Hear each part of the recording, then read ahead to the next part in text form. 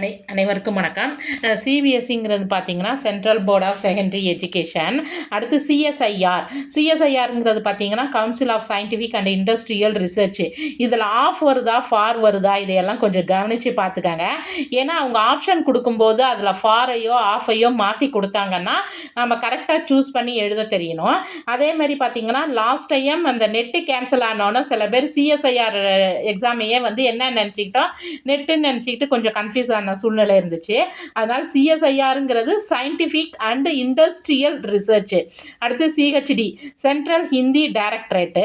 அடுத்து பார்த்தீங்கன்னா COBSE, CBSE வேற, சிஓபிஎஸ்இங்கிறது வேற, council of board of school education. அதனால தான் ரெண்டையுமே எடுத்து கொடுத்துருக்குறேன், மறந்துடாதீங்க.